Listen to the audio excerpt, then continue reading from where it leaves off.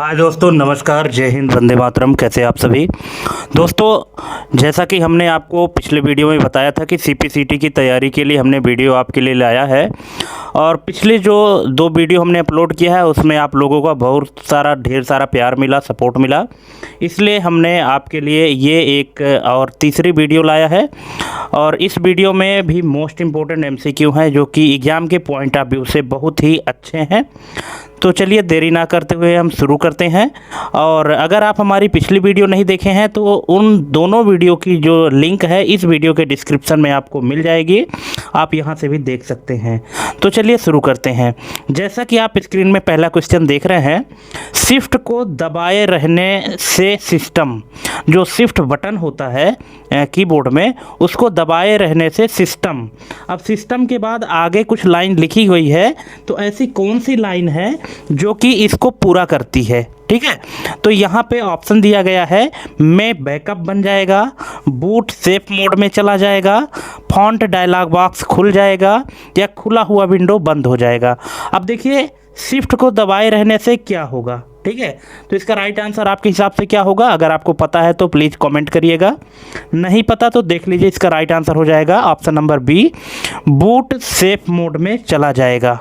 ठीक है, अगर आप पीसी अपना ऑन करते हैं जब बूटिंग प्रोसेस होती है उस दौरान अगर आप कीबोर्ड से शिफ्ट बटन को दबा के रखते हैं तो इसके बाद आपका कंप्यूटर जो है तो सेफ मोड में ओपन हो जाएगा। ठीक है, चलिए नेक्स्ट क्वेश्चन है, एमएस वर्ड 2007 और उसके बाद के संस्करण मूल रूप से किस प्रकार के दस्तावेज बनाने की अनुमति देते हैं?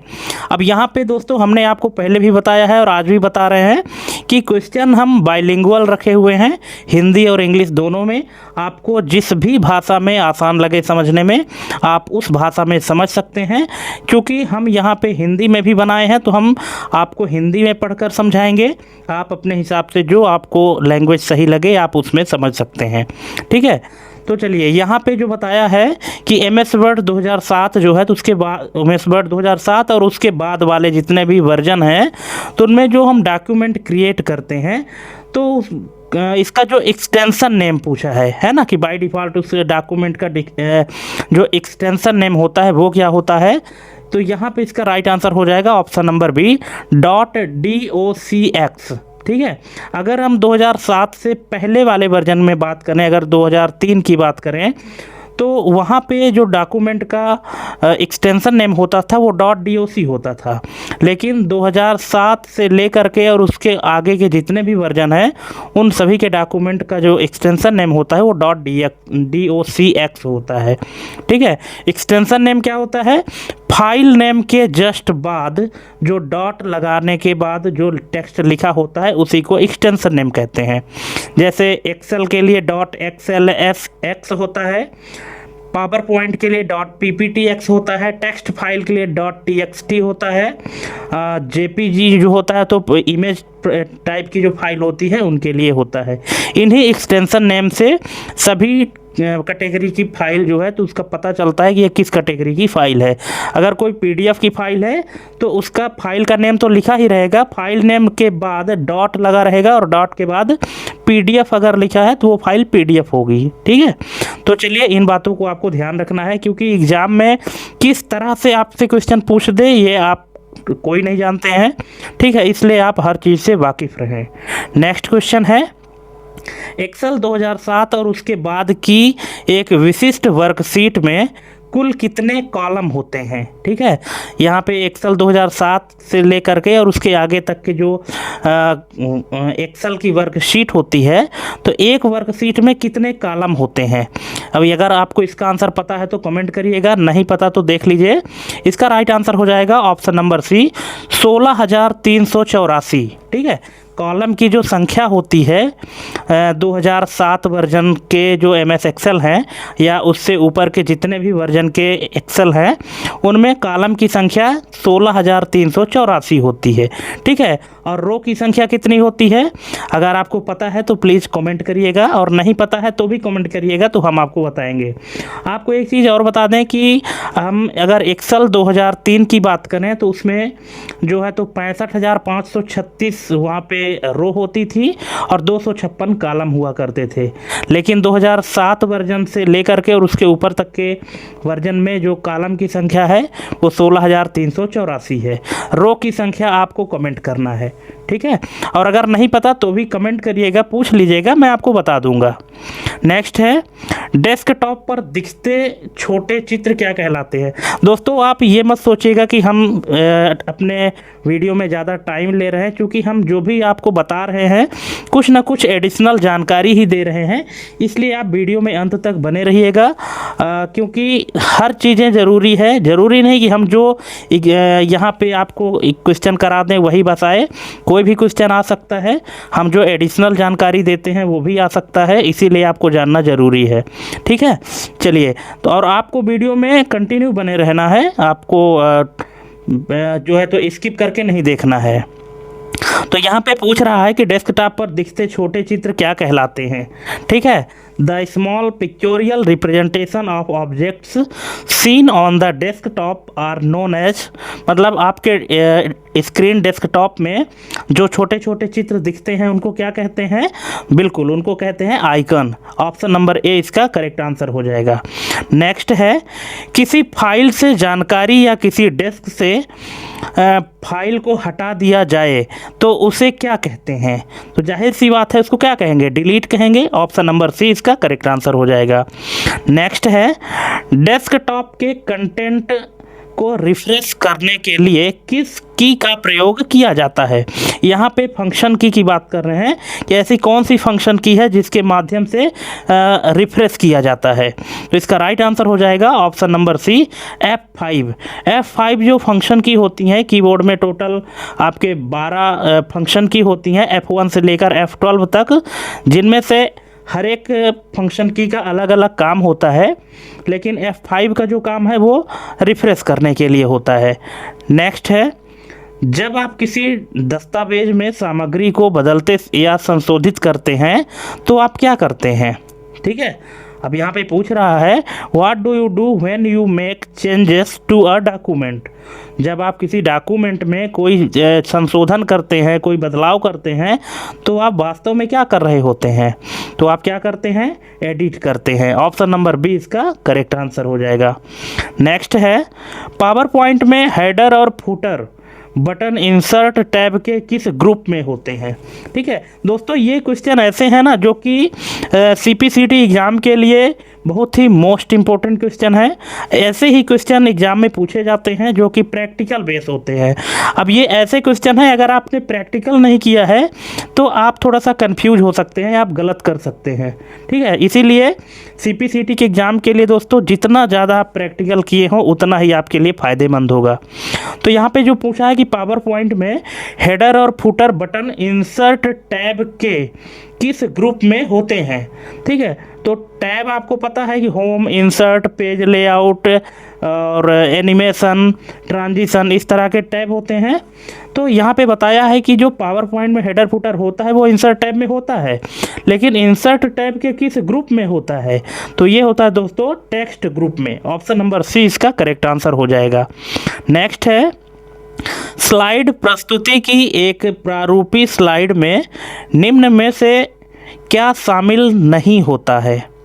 तो क्या शामिल नहीं होता, इसमें ये content template. Option number D इसका करेक्ट आंसर हो जाएगा, ठीक है। जो स्लाइड प्रेजेंटेशन है तो इसमें क्या इंक्लूड नहीं होता है, कंटेंट टेम्पलेट जो है तो इंक्लूड नहीं होता, बाकी हर चीज़ इंक्लूड होती है। आप फोटो इमेज ऐड कर सकते हैं, ग्राफ भी ऐड कर सकते हैं, क्लिप आर्ट भी ऐड कर सकते हैं, लेकिन कंटेंट टेम्पलेट ऐड नहीं होता है। नेक्स्ट है, पेस्ट स्पेशल विकल्प खोजने के लिए आप पावर पॉइंट के किस टैब का उपयोग करते हैं।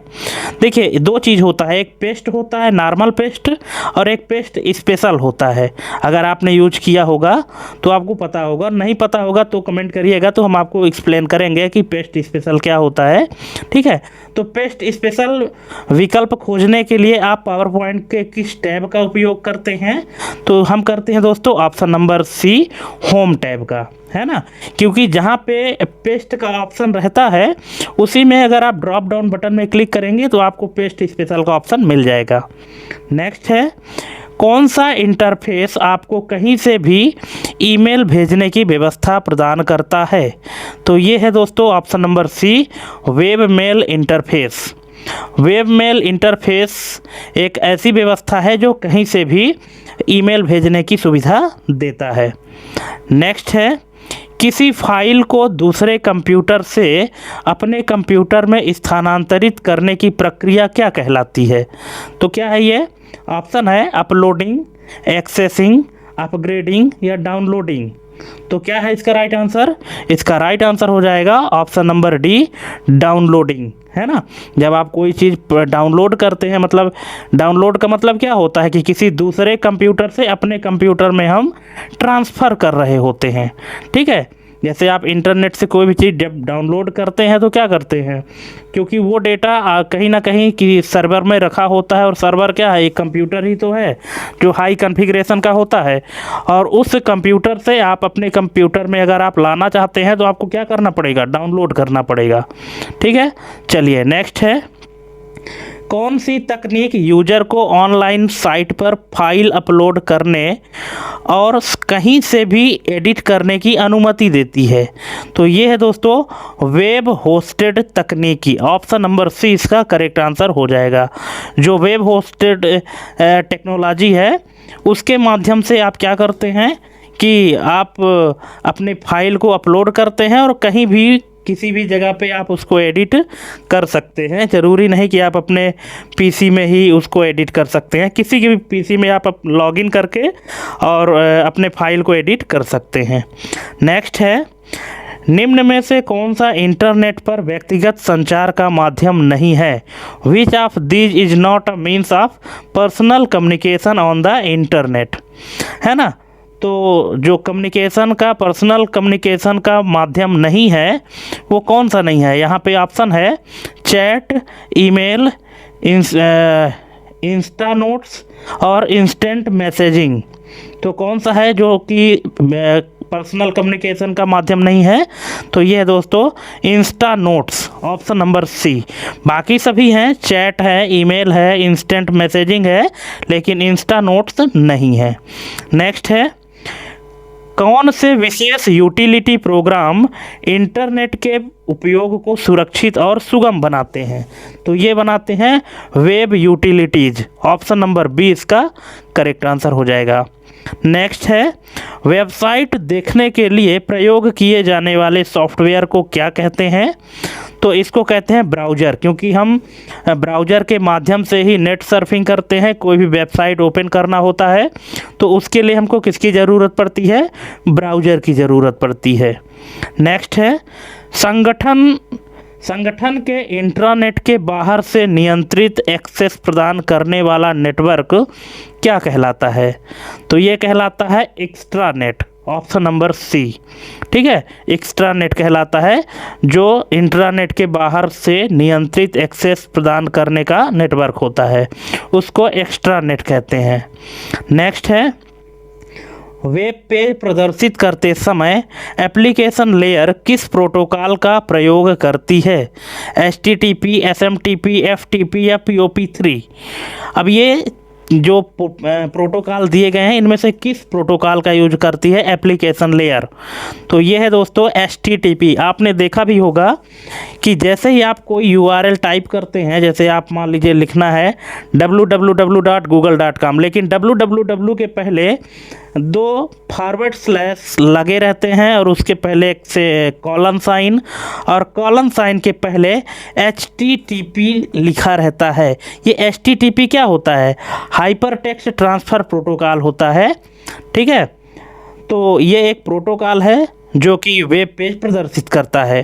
ठीक है, नेक्स्ट है, किसी वेब पेज को रीलोड करने के लिए किस विकल्प का प्रयोग किया जाता है? तो इसको कहते हैं दोस्तों refresh. Option number B, refresh कर देते हैं तो वो रीलोड होने लगता है, यानी दोबारा लोड होने लगता है।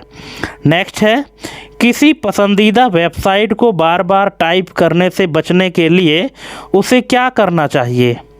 If you use a site often instead of typing the address every time, you should, आपको क्या करना चाहिए? बिल्कुल उसको बुक मार्क बना लेना चाहिए। ठीक है, बुक मार्क कहाँ होता है? बुक मार्क होता है अगर आप कोई वेब ब्राउज़र ओपन करते हैं तो जहाँ पे आपका एड्रेस बार होता है, जहाँ पे आप टाइप करते हैं www.google.com या कोई भी वेबसाइट सर्च करते हैं, उसी के नीचे की जो पट्टी होती है उसी को हम बुक मार्क कहते हैं। किसी किसी ब्राउज़र में शो होता है, किसी में आपको इंडिविजुअल रूप से उसको चेक करना पड़ता है, तब आपका बुक मार्क शो होता है, अदरवाइज बाय डिफ़ॉल्ट हाइड रहता है। ठीक है, उसमें आप उस URL का एड्रेस सेव कर दें, उसका बुक मार्क बना लें। नेक्स्ट टाइम जब भी आप उसमें क्लिक करेंगे तो आप डायरेक्ट वहीं पे पहुंच जाएंगे। नेक्स्ट है, पिछले कुछ समय में देखी गई सभी वेबसाइटों की सूची कहाँ दिखाई देती है? तो ये दिखाई देती है हिस्ट्री लिस्ट में। ठीक है, हिस्ट्री लिस्ट में दिखाई देती है आपने जो भी नेट सर्फिंग की है। नेक्स्ट है, URL में स्कीम जैसे HTTP किसके द्वारा अलग की जाती है? ठीक है, अभी जिस चीज़ की बात हमने किया कि जो HTTP है, तो HTTP के बाद कौन सा चिन्ह लगा रहता है? ठीक है, ये यहाँ पे पूछ रहा है, तो इसमें से कौन सा चिन्ह है? बिल्कुल अगर आप यूज किए हैं तो आपको ध्यान आ गया होगा, इसका राइट आंसर हो जाएगा ऑप्शन नंबर ए। HTTP के बाद कॉलन साइन रहता है, फिर दो ठो ये स्लैश रहता है, इसको कहते हैं फॉरवर्ड स्लैश। ठीक है, और कहीं कहीं आपको HTTP मिलता है, कहीं कहीं HTTPS मिलता है, चलिए उसको भी आगे देखेंगे। नेक्स्ट है, ईमेल प्राप्त करने के लिए किस इनकमिंग सर्वर प्रोटोकॉल का उपयोग होता है? तो यहाँ पे इसका राइट आंसर हो जाएगा POP3। ठीक है दोस्तों, ईमेल भेजने के लिए जो प्रोटोकॉल यूज होता है उसको कहते हैं SMTP यानी सिंपल मेल ट्रांसफ़र प्रोटोकॉल, और ईमेल प्राप्त करने के लिए जिस सर्वर के या प्रोटोकॉल का यूज करते हैं उसको कहते हैं POP3। ऑप्शन नंबर ए इसका करेक्ट आंसर हो जाएगा। इसमें बहुत कन्फ्यूजन होता है ड्यूरिंग द एग्ज़ाम, इसलिए आपको ध्यान रखना है। नेक्स्ट है, वाईफाई डेटा संचार के लिए किन तरंगों का प्रयोग करता है? यानी wifi uses for data communication, मतलब किसका यूज करता है? तो ये करता है रेडियो तरंगे, जो रेडियो वेव्स होती हैं वाईफाई के माध्यम से जो डेटा कम्युनिकेशन होता है ना, डेटा ट्रांसफ़र होता है, कम्युनिकेट होता है, तो वो रेडियो तरंगे होती हैं, उनको रेडियो वेव्स कहते हैं। ऑप्शन नंबर डी इसका करेक्ट आंसर हो जाएगा। नेक्स्ट है, इंटरनेट के माध्यम से वस्तुओं का व्यापार करने की प्रक्रिया क्या कहलाती है? ई सेलिंग, ई बाइंग, ई फाइनेंस या ई कॉमर्स? क्या कहलाता है? बिल्कुल इसको कहते हैं e commerce. Option number D इसका करेक्ट आंसर हो जाएगा। ठीक है, जो भी आप ऑनलाइन शॉपिंग करते हैं तो उसको टेक्निकली भाषा में क्या कहते हैं? उसको ई कॉमर्स कहते हैं। जैसे फ्लिपकार्ट, अमेजोन, मिंत्रा, मीशो, जो भी आप जिस भी साइट के माध्यम से आप परचेजिंग करते हैं ऑनलाइन, उसको ई कॉमर्स कहते हैं। नेक्स्ट है, निम्न में से क्या एक ईमेल एड्रेस का वैध हिस्सा नहीं हो सकता? ईमेल एड्रेस का कौन सा एक वैध हिस्सा नहीं हो सकता? अब यहाँ पे 4 ऑप्शन दिए गए हैं, user name, domain name, protocol, @ चिन्ह। तो क्या नहीं हो सकता? अब देखिए, अगर आप ईमेल यूज करते होंगे तो आपको पता होगा, नहीं पता है तो देख लीजिए, इसका राइट आंसर हो जाएगा प्रोटोकॉल। ऑप्शन नंबर सी। दोस्तों मैं आपको बताना चाहूँगा कि आप जितने भी क्वेश्चन यहाँ पे देख रहे हैं उन सबको नोट भी करते चलें तो ज़्यादा सही रहेगा, और अगर आप नोट नहीं कर रहे हैं तो ये तो ज़रूर ही करते जाइए कि 100 में से टोटल आपके कितने सही हुए, कितने गलत हुए। इससे आपको ये अंदाज़ा मिल जाएगा कि आपकी तैयारी अभी किस लेवल की है और किस लेवल में आपको करना चाहिए। ठीक है, चलिए नेक्स्ट क्वेश्चन है, ईमेल भेजते समय कौन सी लाइन संदेश के विषय को संक्षेप में बताती है? When sending an email, which line describes the subject of the message? मतलब ऐसी कौन सी लाइन है जो आपके मैसेज के सब्जेक्ट को एक्सप्लोर करती है या बताती है? तो कौन सी है? तो ये है दोस्तों सब्जेक्ट नाम की लाइन ही रहती है। जैसे टू में आप क्या करना है, जिसको आपको भेजना है उसका ईमेल आईडी लिखेंगे, उसके नीचे रहता है सब्जेक्ट। ठीक है, आप सब्जेक्ट में लिखिए जो भी आपको लिखना है, जो भी आप भेज रहे हैं। नेक्स्ट है, निम्नलिखित में से सबसे धीमी इंटरनेट कनेक्टिविटी सेवा कौन सी है? DSL, T1, लीज लाइन या डायल अप सेवा या डायल अप सर्विस? तो सबसे धीमी जो इंटरनेट कनेक्टिविटी सेवा है वो है दोस्तों डायल अप सर्विसेज या डायल अप सर्विस या डायल अप सेवा, ऑप्शन नंबर डी। नेक्स्ट है, दो अलग अलग प्रकार के केबलों वाले स्थानीय नेटवर्क के बीच संबंध बनाने वाला उपकरण क्या है? ठीक है, आप समझ लीजिए क्वेश्चन को अच्छे से कि दो अलग अलग प्रकार के केबलों के बीच, दो अलग अलग प्रकार के केबलों वाले स्थानीय नेटवर्क के बीच संबंध बनाने वाला उपकरण क्या है? तो उसको कहते हैं ब्रिज। ब्रिज का काम क्या होता है? जोड़ने का काम होता है। ठीक है, अलग अलग प्रकार के जो केबल हैं और वो लोकल नेटवर्क के हैं। ठीक है, यहाँ पे इंग्लिश में भी आप पढ़ के समझ सकते हैं कि a network device that connect to local networks with different type of cables is, तो ये इसका यूज करते हैं ब्रिज का। नेक्स्ट है, फाइलों को ट्रांसफ़र एवं मैसेज का आदान प्रदान करने वाली प्रमुख यूटिलिटी कौन सी है? तो ये है ईमेल, ऑप्शन नंबर सी इसका करेक्ट आंसर हो जाएगा। ईमेल के माध्यम से ही तो हम मैसेज भेजते हैं, फाइल भेजते हैं। ठीक है, नेक्स्ट है, ईमेल एड्रेस को याद रखने की समस्या से बचने के लिए किसका उपयोग करना चाहिए? तो किसका? एड्रेस बुक का, ऑप्शन नंबर डी इसका करेक्ट आंसर हो जाएगा। नेक्स्ट है, ईमेल अकाउंट में उपलब्ध स्टोरेज क्षेत्र को क्या कहते हैं? तो इसको कहते हैं mail box, option number C. Next है, किसी भी खुले हुए प्रोग्राम के अंदर वर्तमान डॉक्यूमेंट या फाइल को बंद करने की शॉर्टकट की क्या है? अगर कोई प्रोग्राम ओपन है तो उसको बंद करने की शॉर्टकट की क्या है? बिल्कुल, उसकी शॉर्टकट की है Ctrl+W, ऑप्शन नंबर सी। बहुत सारे शॉर्टकट की एग्ज़ाम में पूछे जाते हैं, इसलिए आपको भी हम इन सभी चीज़ों से अवगत करा रहे हैं। नेक्स्ट है, विंडोज़ टास्क बार पर वह क्षेत्र जहां समय और तारीख दिखाई देती है क्या कहलाता है? तो उसको कहते हैं दोस्तों नोटिफिकेशन एरिया, या इसका दूसरा नाम है system tray, option number D इसका करेक्ट आंसर हो जाएगा। नेक्स्ट है, एक्सेल में रो और कॉलम के मिलन को क्या कहते हैं? तो एक्सेल में रो और कॉलम के मिलन को कहते हैं cell, option number B. Next है, कंप्यूटर को रीबूट करने या टास्क मैनेजर खोलने के लिए किसका उपयोग किया जाता है? तो इसका करते हैं Ctrl+Alt+del, है ना, ऑप्शन नंबर ए। कंट्रोल अल्टर और डिलीट अगर आप एक साथ प्रेस करते हैं तो क्या खुलेगा?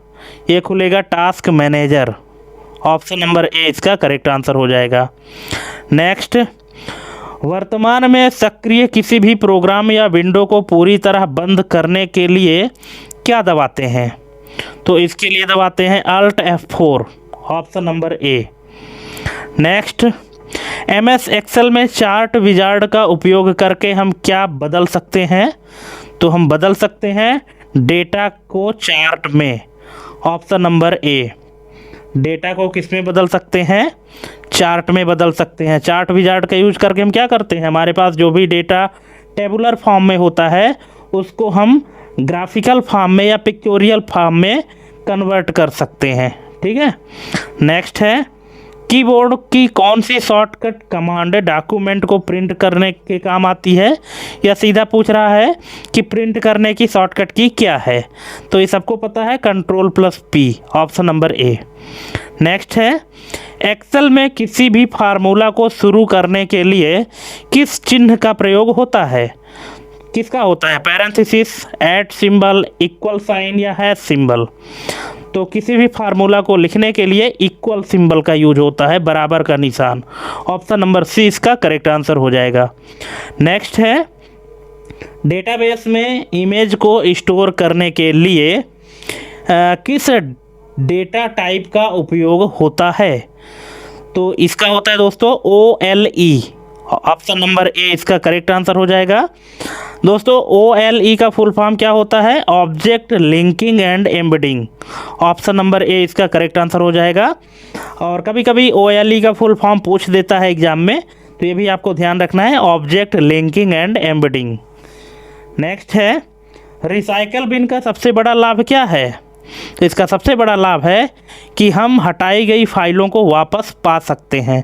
अगर आप मान लीजिए कि कोई भी फाइल डिलीट कर दिए हैं या धोखे से डिलीट हो गया है, तो आपको परेशान होने की ज़रूरत नहीं है। वो टेम्परेरी रूप से कहाँ स्टोर हो जाती है?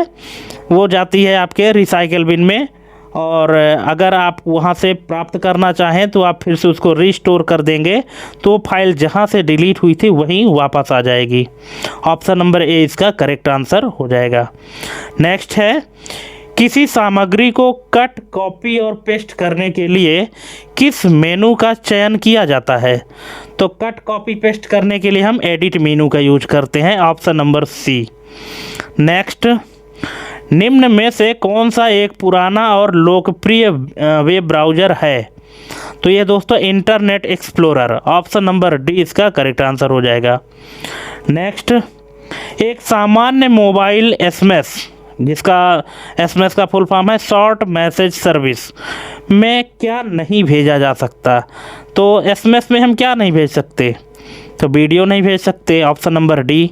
बाकी अक्षर भेज सकते हैं, अंक भेज सकते हैं, सिंबल भेज सकते हैं, लेकिन वीडियो नहीं भेज सकते। नेक्स्ट है, GSM मोबाइल नेटवर्क में किस तकनीक का प्रयोग किया जाता है? जो ग्लोबल सिस्टम है, global system for mobiles uses which technique, GSM में किस तकनीक का प्रयोग किया जाता है? तो इसमें करते हैं दोस्तों narrow band TDMA। Option number B इसका करेक्ट आंसर हो जाएगा। यहाँ पे 2 बार TDMA लिखा है, एक ब्रॉड बैंड TDMA, एक नैरो बैंड TDMA। तो जो हम मोबाइल नेटवर्क के लिए यूज करते हैं GSM के लिए, वो हम नैरो बैंड TDMA यूज करते हैं, ये आपको ध्यान रखना है। नेक्स्ट है, HTML के बारे में कौन सा कथन गलत है? तो यहाँ पे ऑप्शन बड़े बड़े हैं, आप वीडियो पॉज करके इसका ऑप्शन जो है तो पढ़ सकते हैं। HTML के बारे में जो कथन गलत है वो ये है कि यह हाई लेवल प्रोग्रामिंग भाषा है, ये कथन गलत है, बाकी सभी कथन सही है। ऑप्शन नंबर सी इसका करेक्ट आंसर हो जाएगा। नेक्स्ट है, वेब दस्तावेज़ों को लिखने के लिए मुख्य रूप से किस भाषा का प्रयोग होता है? तो इसका होता है दोस्तों HTML का। जो हम वेब पेज बनाते हैं तो वेब पेज बनाने के लिए HTML लैंग्वेज का यूज करते हैं। नेक्स्ट है, HTML में एक हाइपरलिंक बनाने के लिए किस टैग का प्रयोग किया जाता है? तो इसको करते हैं दोस्तों एंकर टैग। ऑप्शन नंबर ए, जो ए लिखा हुआ है ना, ये इसको एंकर टैग पढ़ा जाता है, और इसी टैग के माध्यम से हम किसी भी टेक्स्ट को हाइपरलिंक में कन्वर्ट करते हैं। नेक्स्ट है, अपने ईमेल अकाउंट से सुरक्षित रूप से बाहर निकलने की प्रक्रिया क्या है? तो ये है sign out. Option number B. Next, .org domain extension का प्रयोग किन संस्थाओं के लिए किया जाता है? तो ये किया जाता है गैर लाभकारी संगठन या नॉन प्रॉफिट ऑर्गेनाइजेशन, जो जैसे NGO हो गए, ठीक है, इनके लिए हम करते हैं .org। नेक्स्ट है, ईमेल संदेशों को भेजने के लिए किस प्रोटोकॉल का उपयोग किया जाता है? अभी हमने पिछले क्वेश्चन में आपको बताया भी था, है ना। अगर आपको पता है तो आप यहाँ जल्दी से इसका आंसर दे देंगे। इसका राइट आंसर हो जाएगा SMTP, simple mail transfer protocol, ठीक है। ईमेल भेजने के लिए हम SMTP का यूज करते हैं और प्राप्त करने के लिए POP3 का, ठीक है। चलिए नेक्स्ट क्वेश्चन है, व्यावसायिक और व्यापारिक कार्यों में प्रयुक्त होने वाली प्रमुख प्रोग्रामिंग भाषा कौन सी है?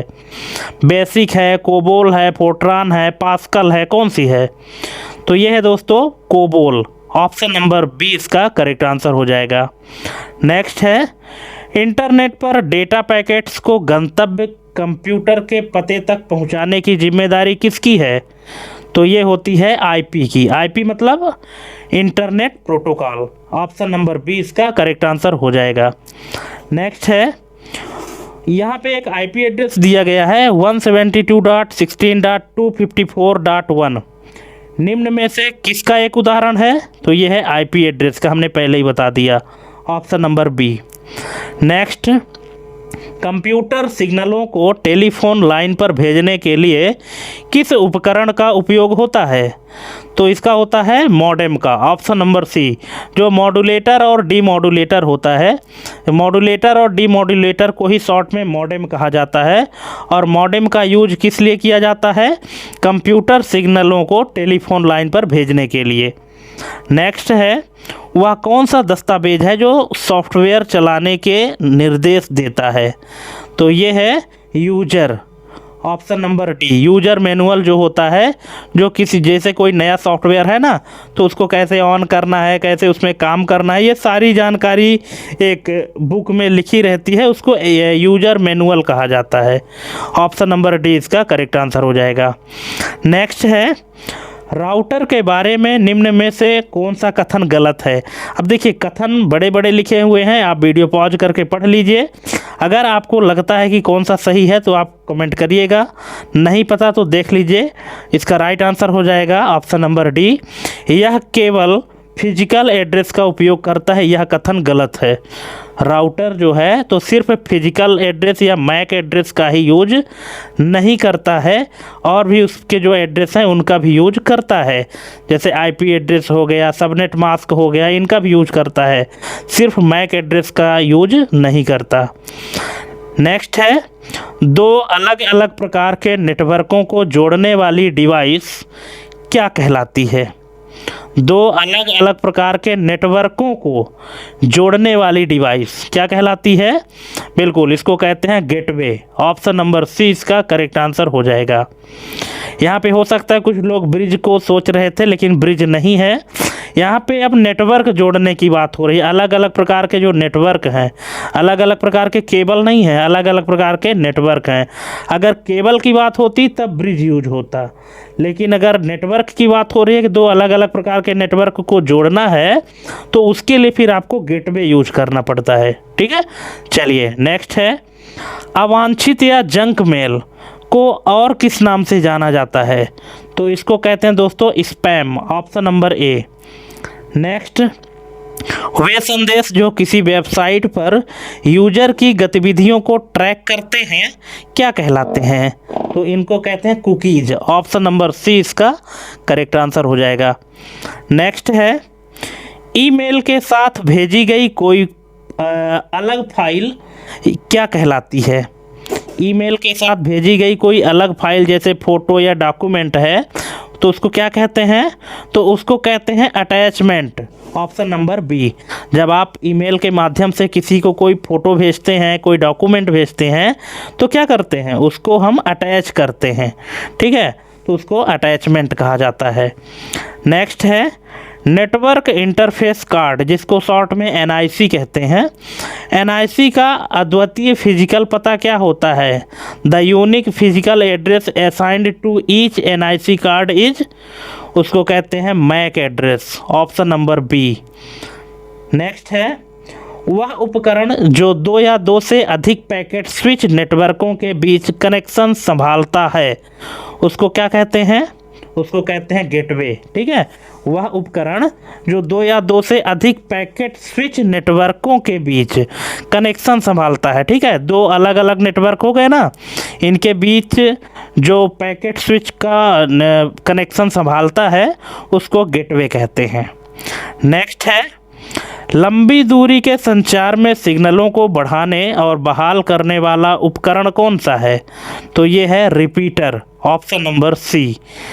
लंबी दूरी के संचार में सिग्नलों को क्योंकि जैसे ही डिस्टेंस बढ़ती जाती है तो सिग्नल क्या है कि वीक होता जाता है। ठीक है। तो उस वीक वो सिग्नल हमारा वीक ना हो, वो मजबूत बना रहे, बराबर सिग्नल मिलता रहे, इसके लिए हम क्या यूज करते हैं, रिपीटर यूज करते हैं। जहाँ पे वीक होने लगता है रिपीटर उसको फिर से रिपीट कर देता है, तो क्या होता है कि सिग्नल हमको बराबर मिलने लगता है। ठीक है, चलिए नेक्स्ट क्वेश्चन है, नेटवर्क की सुरक्षा के लिए अनधिकृत हमलों को रोकने वाला सिस्टम क्या है? तो इसको कहते हैं फायरवॉल, ऑप्शन नंबर ए।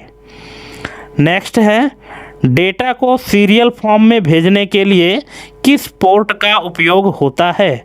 तो ये होता है दोस्तों सीरियल पोर्ट का, क्योंकि सीरियल फॉर्म है तो सीरियल पोर्ट का यूज करेंगे। नेक्स्ट है, MS एक्सेल में नई वर्कशीट प्रविष्ट करने के लिए कौन सी की दबानी चाहिए? जैसे हमारे पास MS एक्सेल के वर्कबुक में एक सीट है, अब इसके बाद हमको एक नई वर्कशीट ऐड करनी है उसमें, तो शॉर्टकट की इसका क्या होगा? इसकी शॉर्टकट की है Shift+F11।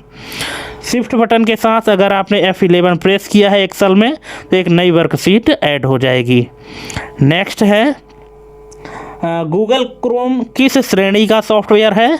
तो यह दोस्तों वेब ब्राउज़र है, ऑप्शन नंबर ए।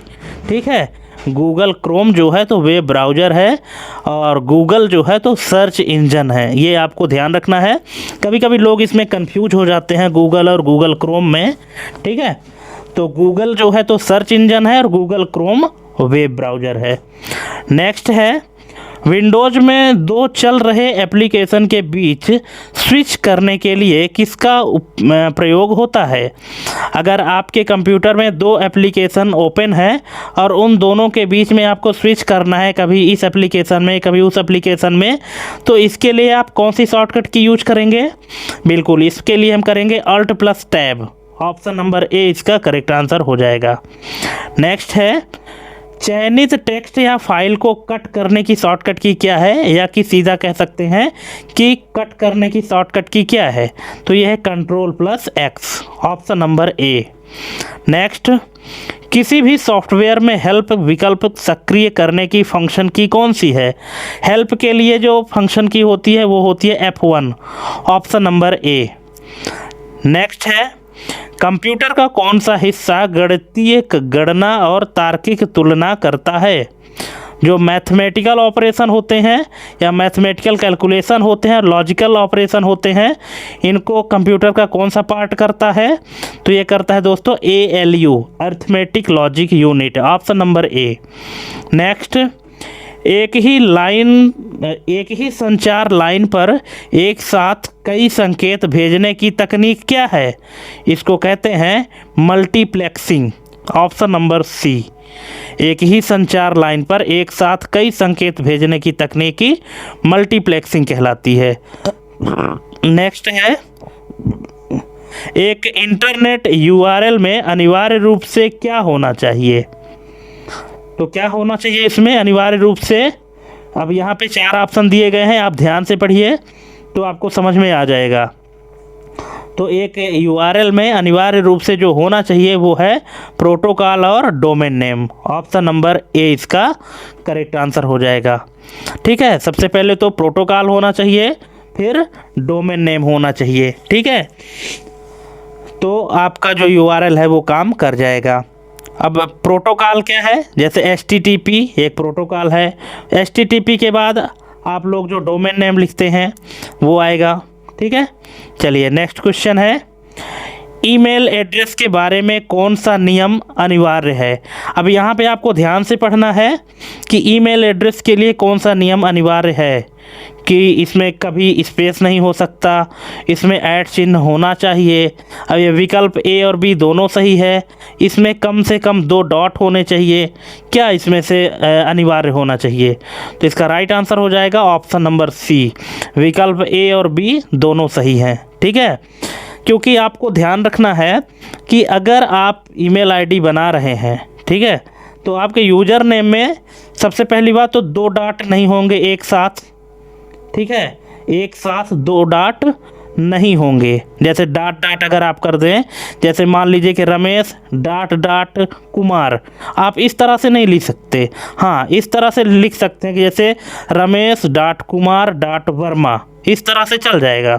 लेकिन अगर आप रमेश डॉट डॉट या कि डॉट डॉट रमेश या कि लास्ट में डॉट डॉट 2 बार लगा दिए तो ये इनवैलिड माना जाएगा, तो ये नहीं होगा।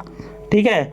और आपके जो यूज़र नेम होता है उसमें कभी स्पेस नहीं हो सकता है। ठीक है। @ का सिंबल होना ही चाहिए। ठीक, तो ये अनिवार्य है, इसीलिए ऑप्शन नंबर सी इसका करेक्ट आंसर हो जाएगा, both A and B. Next है, कौन सा डेटा यूजर की ब्राउजिंग प्राथमिकताओं को वेबसाइट पर याद रखता है? तो ये है cookies, option number A. Next है, किस भारतीय कंपनी ने ई चौपाल ग्रामीण विपणन नेटवर्क शुरू किया? तो ये शुरू किया दोस्तों ITC ने, ऑप्शन नंबर ए इसका करेक्ट आंसर हो जाएगा।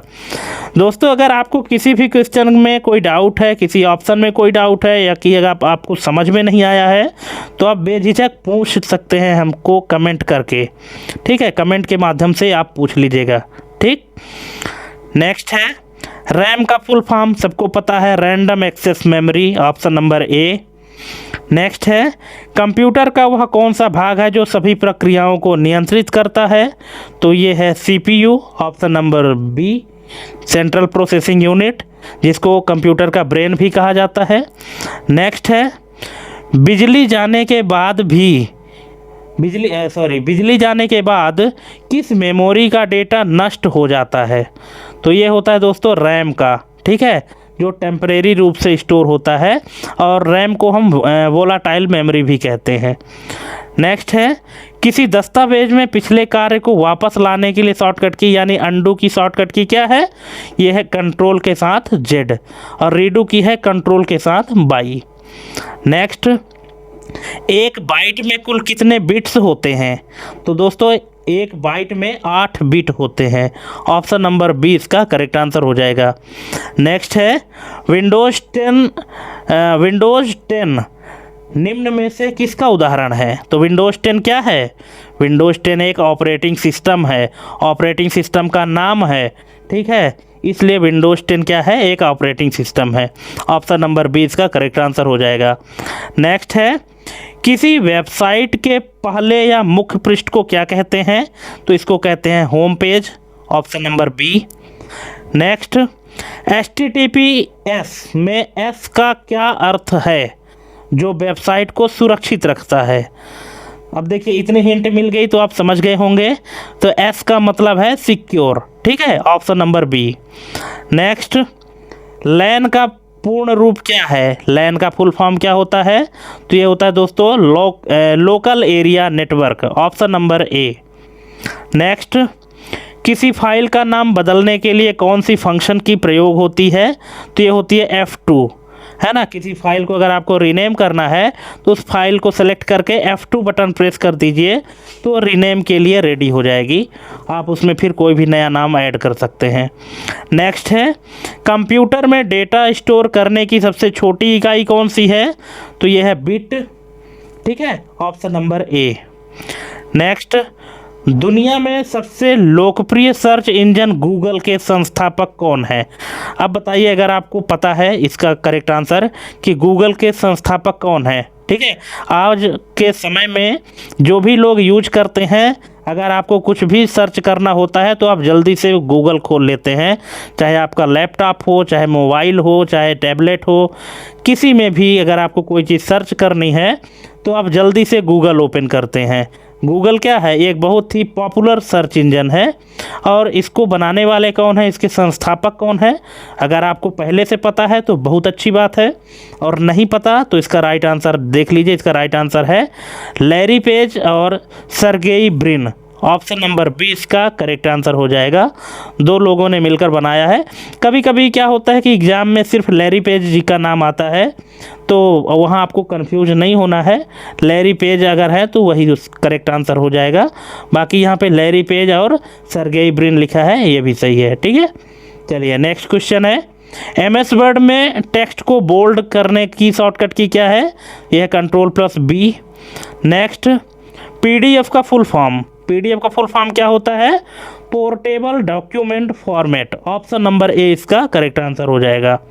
नेक्स्ट है, बाइनरी नंबर सिस्टम में किन अंकों का प्रयोग होता है?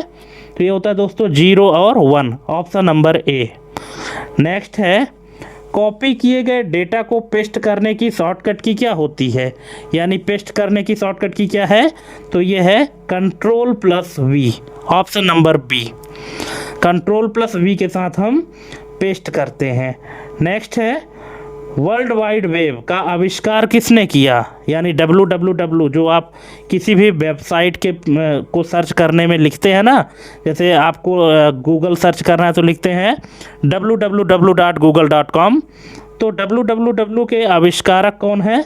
तो ये हैं टिम बर्नर्स-ली। ऑप्शन नंबर ए।